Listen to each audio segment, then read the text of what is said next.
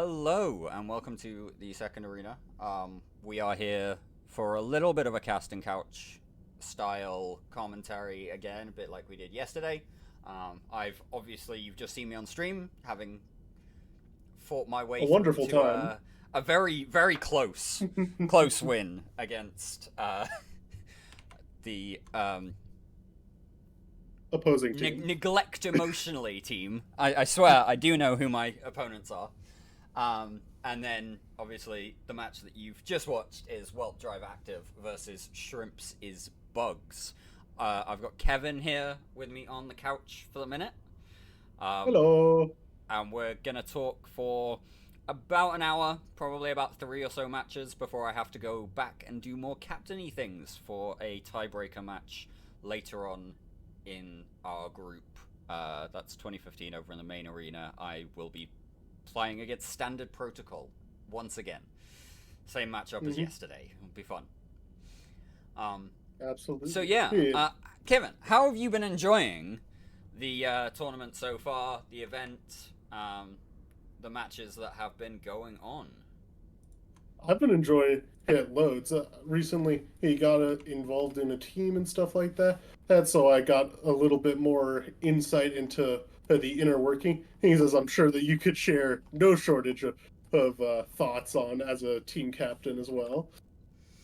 And so the match that we just watched with Whelp Drive Active is the team that I am a part of. So I know a little bit of that strategy, and unfortunately, for us at least, that rush comp did not end up working very well against the Kitey Rogue fleet. Yeah, I mean, obviously I was not really around, but this Roke setup, it's been seen twice in two matches now. Because this was what the Neglect Emotionally team brought against us as well. The Roke, the Navy Ferox, the Phantasm. The only real difference is that swapping out that carries that Neglect Emotionally ran for the Harpy of Striker. So this Kitey Roke comp seems to be one of the shield metas in this very armor heavy event. Have you noticed that? Like a lot of teams are running a lot of armor comps here. Absolutely. There's been so much armor. I'm thinking it's due in large part because the armor gets those extra mid slots that give you a lot of additional utility. And in such lightly numbered fleets, that extra utility is gold. Yeah, the armor mid slot question is a very long one in the tournament scene. Um, you can go back years and years and years, and we're all talking about armor mid slots. Um, Previously, there were rules in place for the AT back in the day, a few years ago now, um, in which the E-War situations were not banned across any ships, right? Like nowadays, we see rules where you can only fit E-War to bonus ships, which means that like you can only put jams on a griffin or a kitsune or a scorpion, for example. You can only put damps on a Caries or a Maulus. This wasn't the case previously, and so people would use these armor comps and just stack like they'd take an Armageddon and stack damps in the mid slots of this very, mid slot free ship because it's not using those slots for tank. Mhm. And And we saw even that in I believe the last CC that was ran had similar rules where wasn't limited, and we saw a yeah, I lot believe of so. off armor comps Um, where it's like armor Orthrus and stuff like that. That yeah, these traditionally shield ships, so they have lots of mid slots, can fit lots and lots of E-War in the mids for like damps especially. yeah, and then obviously, um, like they don't have the best of armor tank, but it's enough when you just overwhelm with Ewar.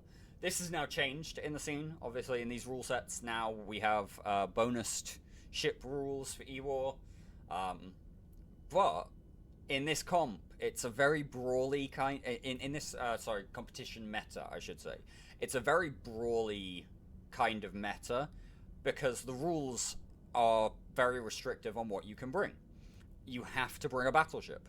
You have to bring either a T1 Logi cruiser or a T2 Logi frigate. You have to bring a cruiser of some description.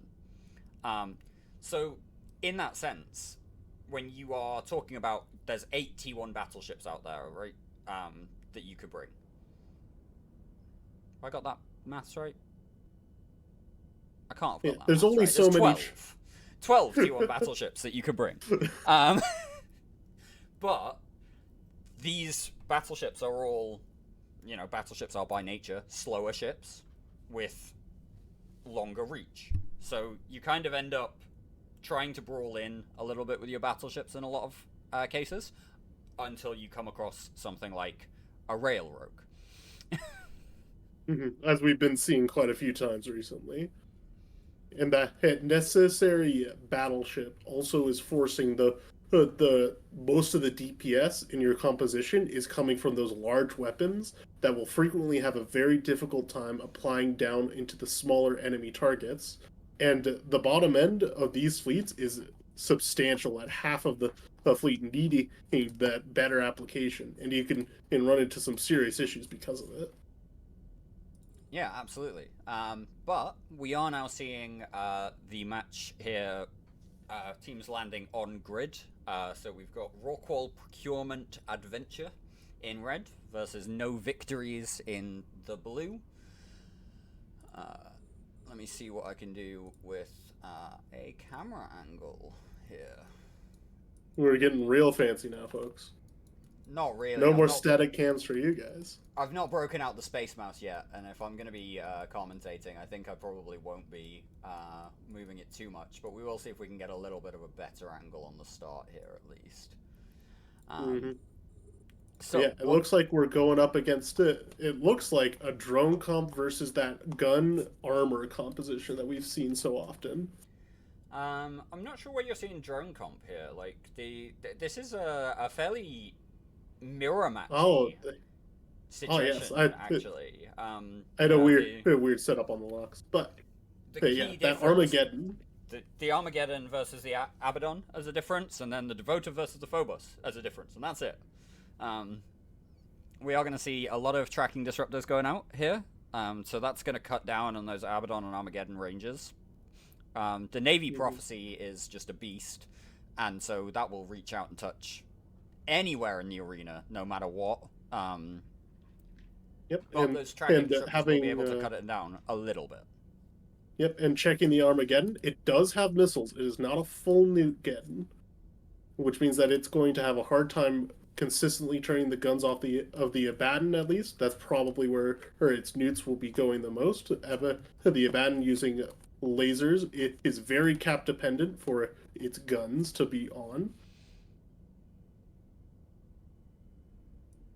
It looks like the blue team is going after that exec initially, but the exec, for now at least, is able to hold.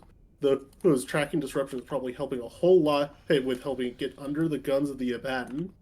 Like we mentioned earlier, the Abaddon is going to have a difficult time applying down to a cruiser, especially a logistics cruiser.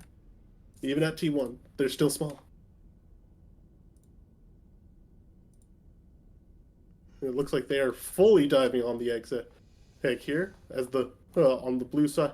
It looks like they're going after the Prophecy Navy. Prophecy Navy is not a small ship by any means, and it gets a pretty decent bonus to the amount of buffer that it gets, so it'll take a long time to chew through it. Especially given that the Armageddon doesn't do a lot of DPS. Yeah, those Prophecy Navies have a reasonable amount of tank. They are not the beefiest ships ever, but they are definitely able to sit there and do some heavy lifting, especially under reps. Bedabor's one of the better Logi pilots out there in the tournament scene at the minute, I would say, and he is definitely going to be playing to those reps on any damage that's coming in. This kind of brawl, they really need to be catching Bedabors to get onto that Logi. Meanwhile, Yotax in the Slice Execra is mostly stable. Whereabouts is he in? Looks like he's being tackled by a fair bit of the low end, but the top end is still pretty distant. Yeah, that Phobos is in there, and the Pontifex and Sentinel are trying to screen that Phobos away from Yotax. There is this cloud of Repbots around him, just trying to hold on while the rest of the team finds something to punch into. With that Armageddon being their top end DPS ship and doing almost no DPS, Armageddon gets no bonuses for its DPS. It's taking them forever to get through anything, and it looks like they're not getting through anything at the moment. Switching onto the Sentinel, and Sentinel's holding no problem. Yeah, Bedabor's not really struggling at all with his Sentinel buddy coming under reps. Meanwhile, damage going on the Execra still of Yotax. Long Donga like in the Devota a little bit as well. Yep, might have been just trying to bait the drones away from Yotax, as Yotax is dropping quite a bit now. They were successful with that. We can see those Repbots coming back to Yotax. Yotax around 50% armor at the minute. And they're still trying to push through this Sentinel of Zafan without too much success. This is going to be a game of inches for a little while, I think. Absolutely. The moment anything goes down, this is going to flip instantly. Somebody anything goes down, it's over here. Hey, but it looks like it won't be that exec just yet, as it starts it's that big old cloud of rep drones catches up to it, and it pulls all the way back, and on the other side, the Phobos is starting to dip. But Phobos is a heavy interdictor. It gets a huge bonus to its resist profile. So once it drops that Hexgram, it can catch so much more reps than most of the ships on grid even.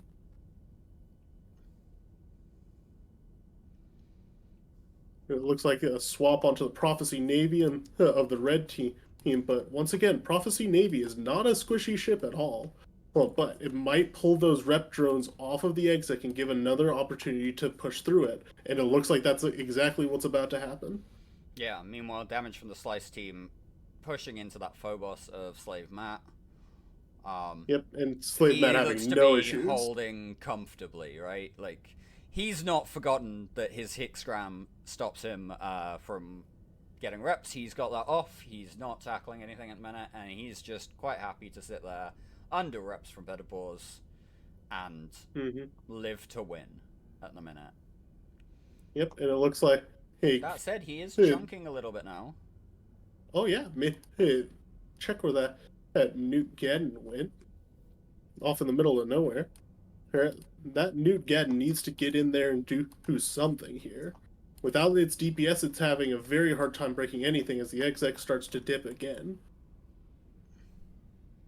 Yeah, these Rangers definitely looking as if he might be able to get an MJD play off on that Execra, but that would be a little bit of a... The exec dipping now for reals, going into hole now. But without those rep bots surrounding him, it's dipping very hard. There and that exec goes down. First blood to the No Victories team here.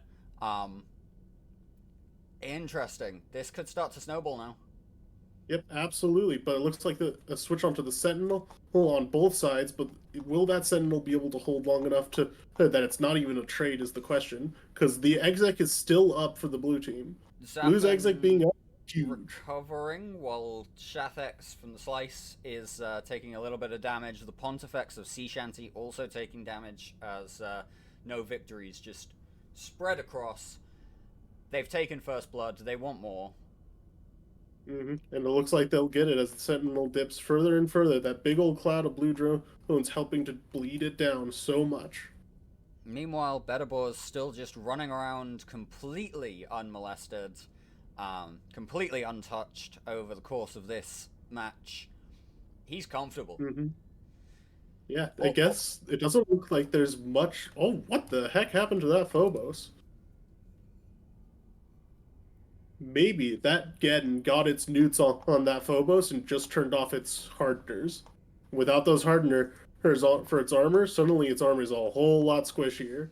But it looks like it might be far too late as the Pontifex dips into a hole in here in a moment. There he It goes. is Pontifex gone. down. Slave Matt still hovering at that 50% ish armor point. Now, note there, And not a starting lot to. of DPS has been taken off the grid, but it is recovering, unfortunately. Yeah, and the Prophecy Navy of Purimpu now the primary for the No Victories team. He is, as we've mentioned, a little bit tanky, but without reps, he is just going to sit there and chunk and chunk and chunk. There's nothing to stop the bleeding now on the red side. Hey, as they are just losing ships one after another. There's not much they can do to pull back this match. And as they keep going after this extremely tanky Phobos, nothing trying to even go for the exec still. There's not much they can do. Well, looks like the Devoter's at least trying to make a run at the exec finally. Well, it's not quick enough. It's probably too late, even if he does catch it, you know? Yeah, absolutely. I think there's something to be said. If the Devoter could get on top of that Executor, I think there's probably enough damage between the Devoter and the Armageddon to punch through it. But this is a match that has a minute 20 left to go. I'm not sure there's a recovery even beginning to be possible here. And there There's goes just the Prophecy Navy of Purimpu as well. So, like, there's yeah, not much they can do to pull it back at this point. And with that, the moment that exec went down, this whole match swang right on back. I'm not sure. Did you see like the rep drones getting shot out from under it, or do you think they just got switched off to something else? they did get switched off. I do remember that they were at the time that they were pushing in on the Executor. They made a switch. They put damage on both the Navy Prophecy and the Devoter. Those rep drop bots, at least 2 flights of them, were pulled away from the Executor over to the Navy Prophecy, over to the Devoter. They had 30-ish kilometer movement to take, and then the moment the rep bots started landing on the Devoter, they switched back to the Executor and they just pushed through. The rep bots were coming back to the Executor, but it was too little, too late, Mm-hmm. unfortunately. Yeah, and I think if they had kept those rep dots on the exec, they would have had much better chances, especially as we saw once that Armageddon got on top of the Phobos and started turning off its hardeners, it started dipping very hard, very fast. And if that exec had still been alive, they could have kept their DPS going. And I'm not sure why they switched those rep bots if the exec can put out reps. Why do you need the rep bots over there yet? It's not even close. The voter is tanky. Prophecy Navy's tanky. Yeah, there should have been a lot of communication on where those rep bots needed to be and who needs them most. And in that situation where your Logi is slipping and slipping and slipping, you keep the rep bots on the Logi and trust that your Logi pilot can really keep the rest of the team up as you are jockeying for that position, trying to maneuver around.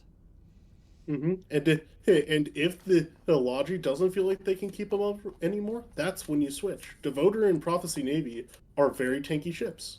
They won't get shot out from under them. You know, you gotta have that superior, that better communication, and that excellent communication to do those switches to try to pull those Logi drones away from what he really needed to be on. Yeah, and you also need to have that trust as well that as long as you look after your Logi will look after you.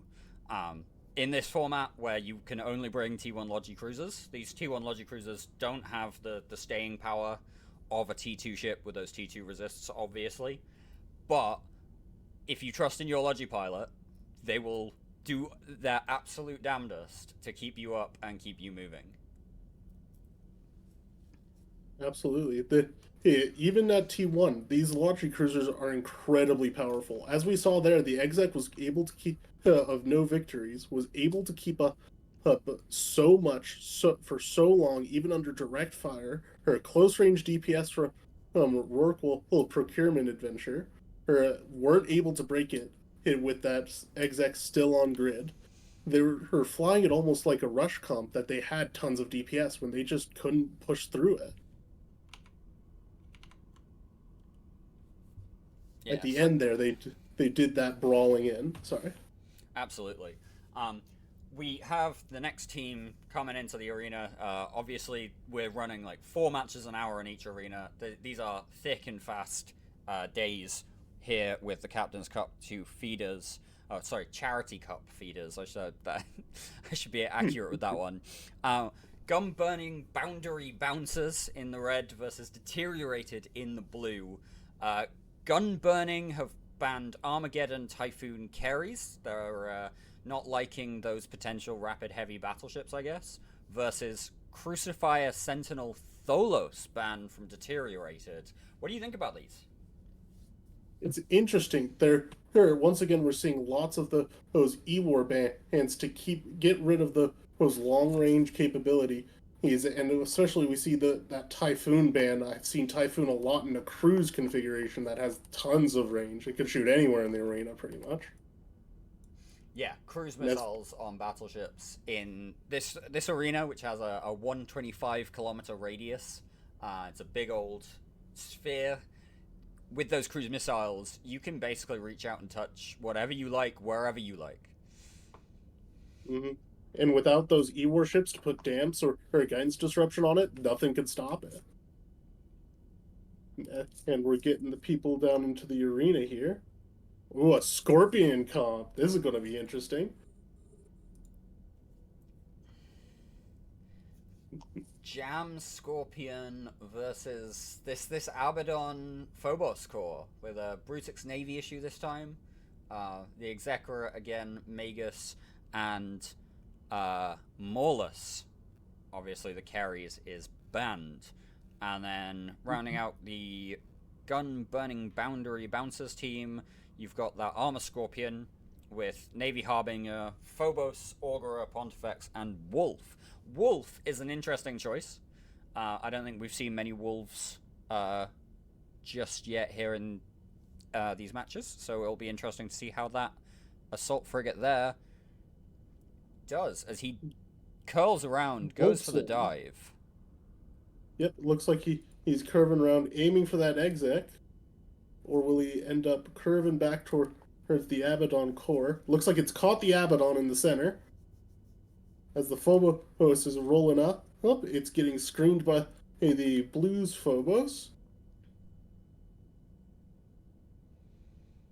And that Abaddon is caught in the back line. But Phobos goes down. Absolutely reps. Obliterated. And now Not enough Navy reps. Harbinger.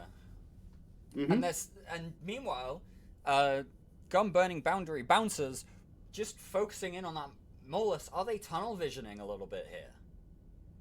It seems so. Oh, that Molus is still even holding up as they switched onto the exec.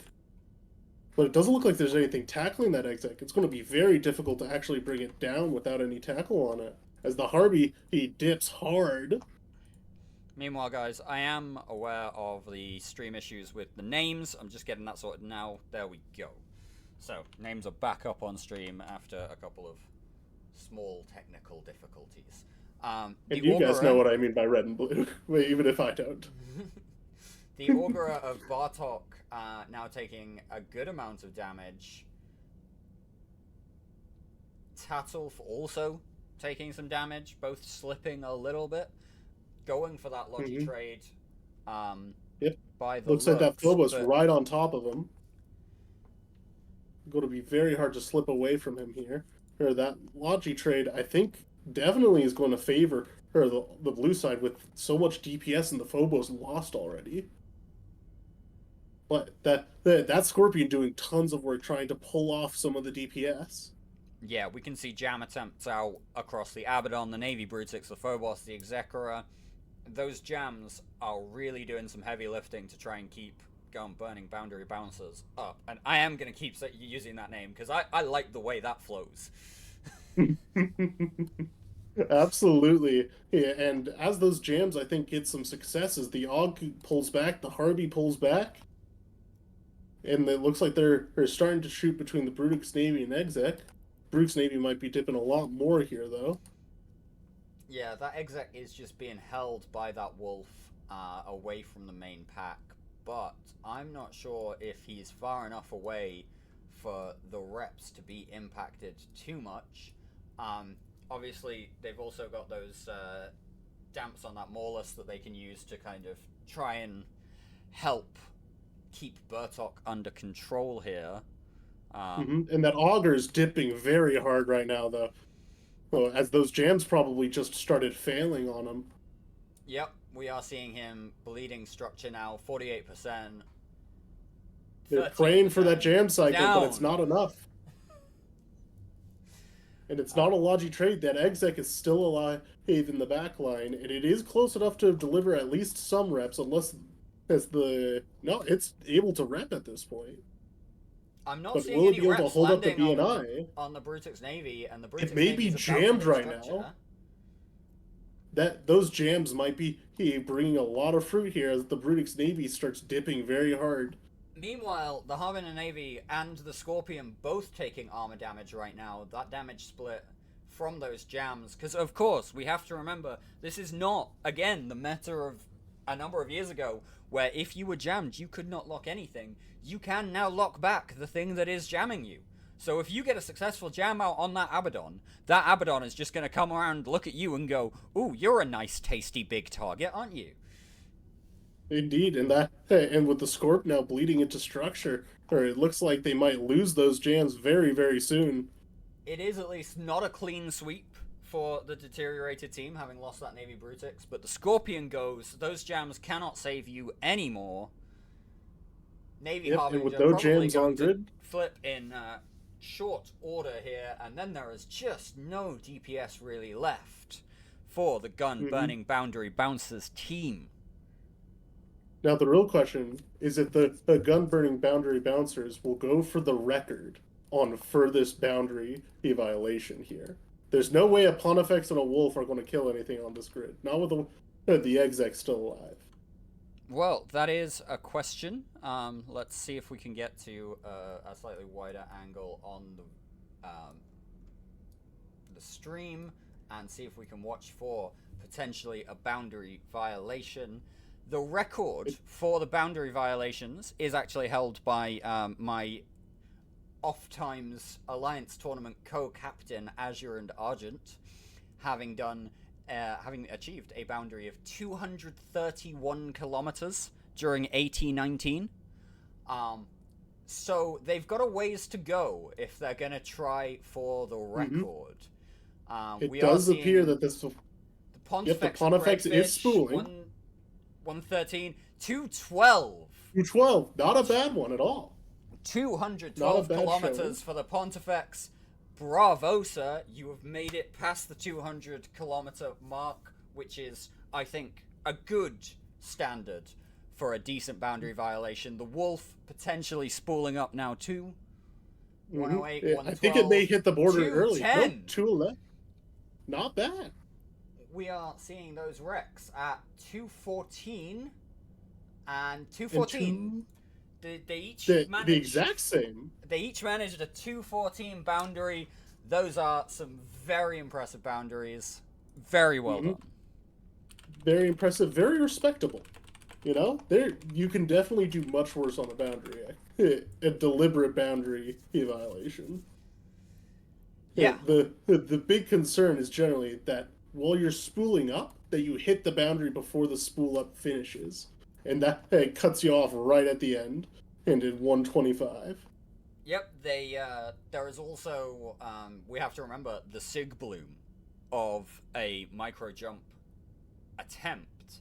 So you're also, while you're being shot at, trying to make your boundary attempt, blooming your SIG, making you far easier to track and far easier to hit.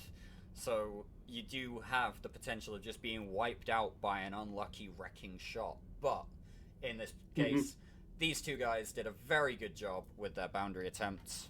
Bravo. Indeed. And an interesting compositional matchup there as well, with the Scorpion Navy being entirely focused on getting those jams, but it just wasn't quite enough. What do you think they could have done differently there? Or to pull that victory? Honestly, with this comp, I'm not sure that there's a huge amount more that could have been done apart from, you know, getting on top of that Exekera of Tatulf and really just going in on that Logi trade, right? Like, if you've got an opposing team who are holding under reps, you're not getting anywhere with whichever target you're picking to put damage down. You've got to get the reps off so that you can then start chunking through. And, you know, gun burning boundary bouncers also were doing fairly well, remaining fairly stable while that Augur was up. Until the Phobos goes down and the Augur goes down, and then suddenly everything else is just chunking. So realistically, I think the key there would have been to dive in on that Logi, follow the Wolf in, because the Wolf was on it, had it tackled, follow the Wolf in, and really go to town on that Exekera, get that Logi trade through. And the other half of that is, what happened to that poor Phobos that just got chunked out? Yeah, You I think don't that know. was like a? That was You think that he was preheating hardeners ready to turn them on and just didn't do it in time? maybe. Possibility. Alternatively, you know, like I said just a minute ago, in terms of those unlucky wrecking shots, sometimes Mhm. you do just get the wrong angle or the tracking on the Abaddon, which is pumping out a lot of DPS, right? You've got to remember the Abaddon, definitely a brick that just sits and shoots. And if they get an unlucky tracking moment and hit that wrecking shot, that's a lot of damage in a single go. And especially if that Phobos already has his hit point cycled up, he's got to be waiting another, what is it, like 12 seconds before he can get reps? And he gets an unlucky shot or two, and suddenly, poof, you know? Yeah, absolutely. So, in terms of that match, we see that uh, Deteriorated will be set up as the winners there. I'm not sure what their group looks like. Did they win yesterday? Who was in their group yesterday for matches? Deteriorated playing Galente Police Department yesterday. Our host over on the mainstream Chad Flames team, Galente Police Department. It looks like Deteriorated won that match as well, if I'm reading the spreadsheet correctly. I'm not sure if I am. If they did win that match as well, then Deteriorated are through. If not, we will be seeing a tiebreaker coming up, no doubt, for that group, Group F. But next up in this arena, we've got Honkai Delta Force versus Baby Carrots. Now, these team names, man, they really do not help you know who is who, do they? Absolutely not. Look, there's a reason I go with red and blue, okay? I can't remember them any further than that, and I'll mix those up too. But hey, we'll see. Hey, we see that the bands that we've got for this is Roke, Megathron, and Carries from Honkai, and Baby Carrot is banned out Sentinel, Crucifier, Arbitrator. There's definitely a theme from Baby Carrot at least. There's a thing about show me on the doll where the tracking disruptor touched you. Absolutely. Meanwhile, that Roke Megathron. Go beyond the doll where the rails hurt you. They're not liking potentially those railgun setups.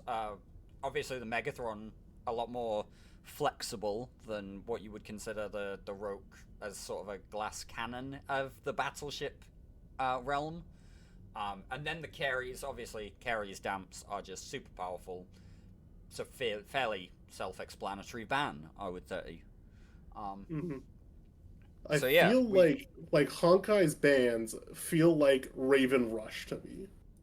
where we've seen a lot of those Raven rushes have failed into those Rogue comps, and Megathron and Fit with Rails can be used in a very similar way. So it feels like they're going to bring something flavored that way. But Baby Carrot's bands seem are definitely interesting.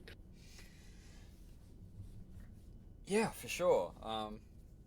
We do have But teams in the arena system now, and warping is enabled, so we are going to see them landing on grids in just a couple minutes and be able to see what they have decided to bring.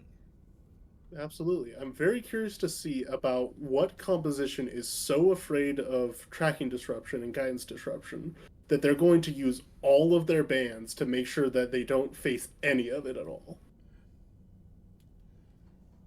And it looks like a Raven. There's a Raven in the grid, but it's actually a very long range.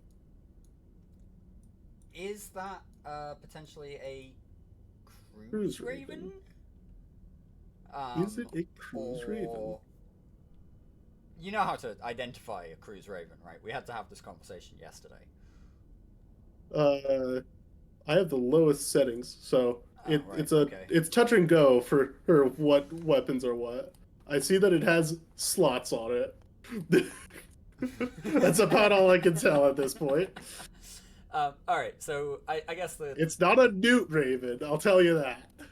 It does have missiles. Good. That's always a good step start one. to have missiles on your Raven.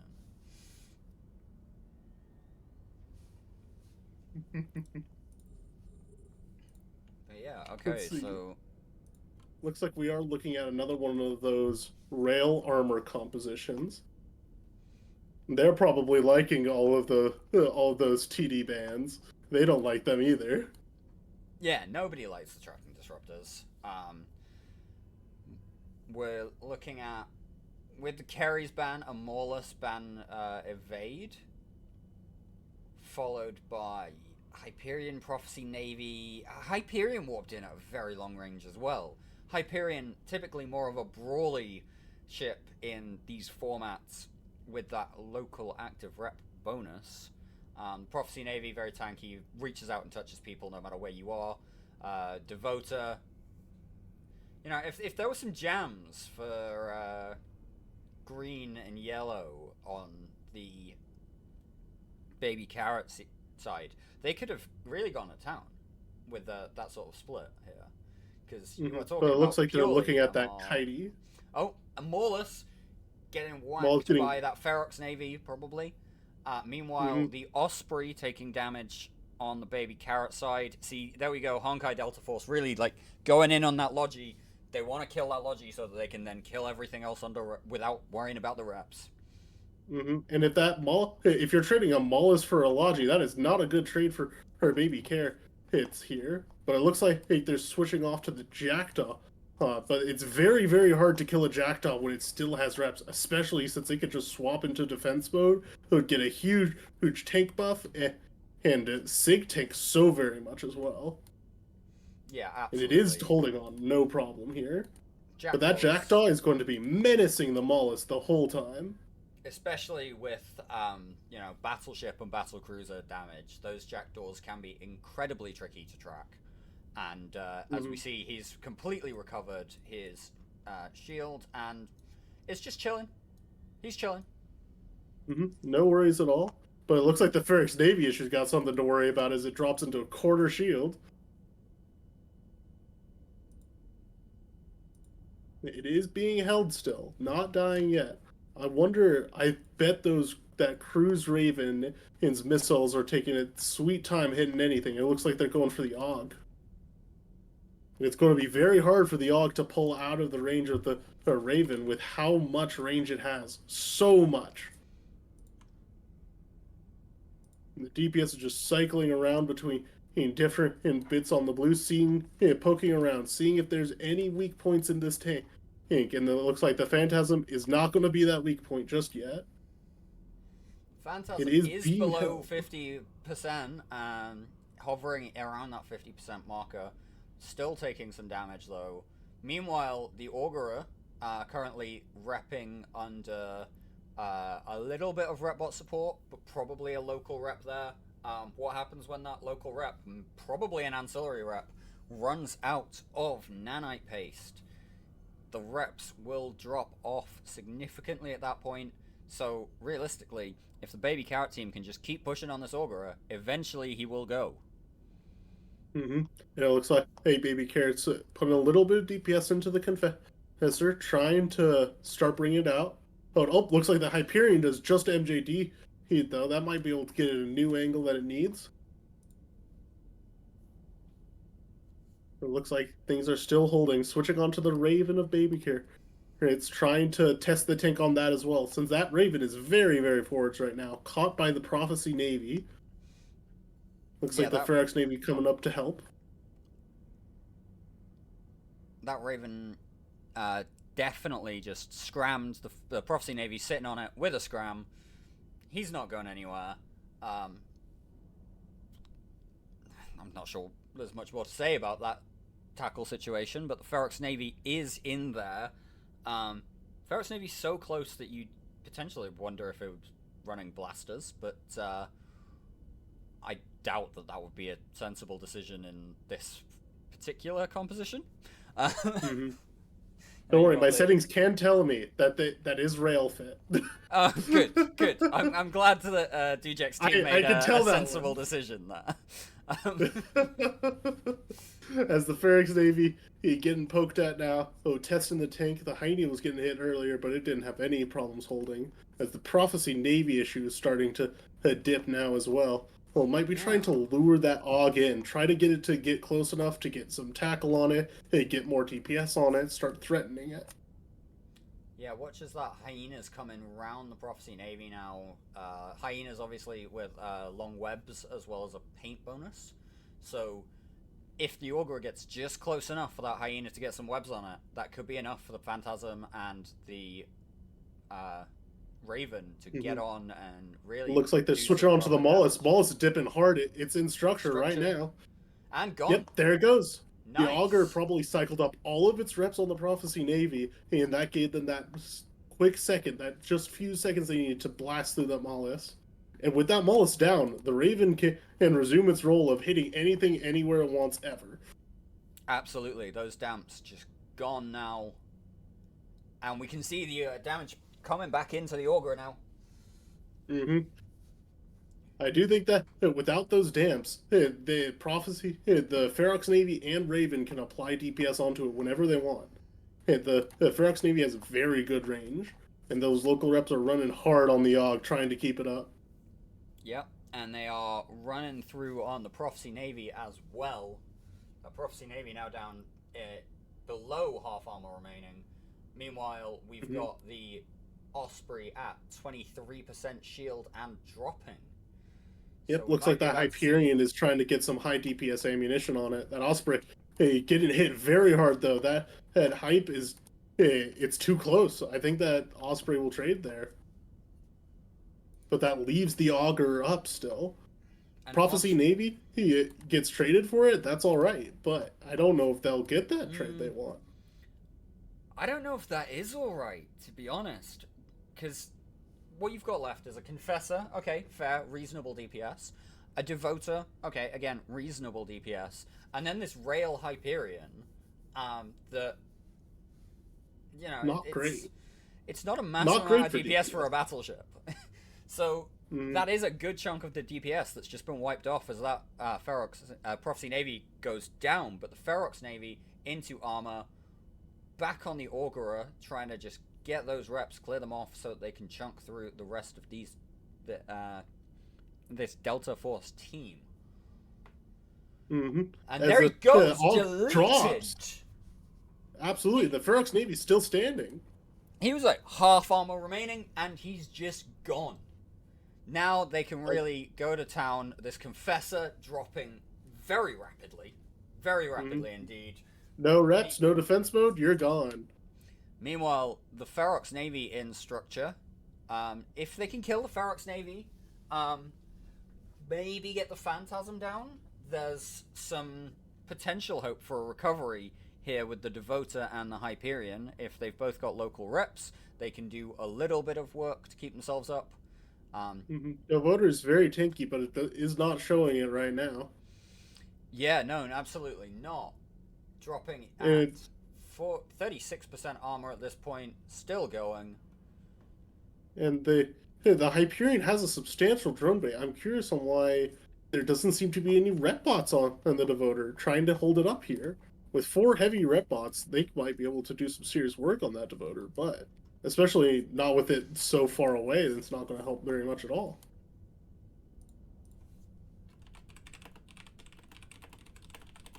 Absolutely, and it looks like that Devoter will be dropping here ever so slowly. It's getting very far out there. Starting to worry a little bit about the boundary as he's only about 20 kilometers from the wall. And as we saw in the last match, we know what happens when you hit that boundary. Yep, that boundary will explodify you. That is the technical term for hitting the boundary. You are explodified, or if you prefer, you are exploderized. Mm-hmm. And it looks like that Devoter has managed to pull some decent range, and it's able to get some reps off right now. But it's getting awful close to the boundary now at 111. And a reminder, the boundary starts at 125. If you hit that, you're gone.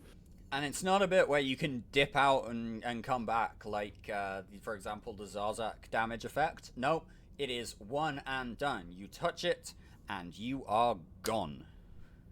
Mm-hmm. And it looks like DPS is starting to switch off to the Hyperion. Thing is that, as we mentioned at the beginning of this match, Hyperion gets a big old bonus to local reps. It should be tanky, but it is dipping hard right now. Yeah, meanwhile, the Jackdaw seeing damage on the Baby Carrot team, and that Devota just clinging on for dear life here, living to try and pull out the win. So we are just a hyena up on points for the Baby Carrot team right now. They need to get one of these ships down in order to clinch the win in 30 seconds or less. I'm not sure. We'll have to see. As the Devoter's trying to come back now, trying to do anything he can to help out on the hyena, probably. Yeah, if there's no way they're chewing through a. If the Devoter and the Hyperion can just get a lucky shot on that hyena in this last 5 seconds, they may take it to reverse tie-dye, but it's not happening. I'm not seeing it. There is time. Baby Carrot go forward in this match. 59 points to 50 scored against Honkai Delta Force. Very well done, guys. Very well done. Absolutely. What the difference being a single hyena. Excellent showing from both sides. And that initial fight between trying to get that Mullis down. That Mullis was the breaking point, really. That Raven could do whatever it wanted after that. Yeah, absolutely. Some very good matches here, though. Unfortunately, we are going to have to stop the casting couch commentary for a little bit now. I have to go and do a tiebreak match, having won my last match by literally a single point. So, we will be back a little bit later on, perhaps. Obviously, the stream will be staying up, so you can continue watching all of these matches here in Arena 2. If we are not back for some more commentary a little bit later on today, then we will see you all here again on the EVE Tournaments channel for the second arena of the main event in 2 weekends' time. That is the weekend of, just to get my dates right, the 29th and 30th of March. Thank you very much, Kevin, for joining me here on the couch. Absolutely. Thank you for having me. And yeah, we will see you guys a little bit later. Have a good one. See ya.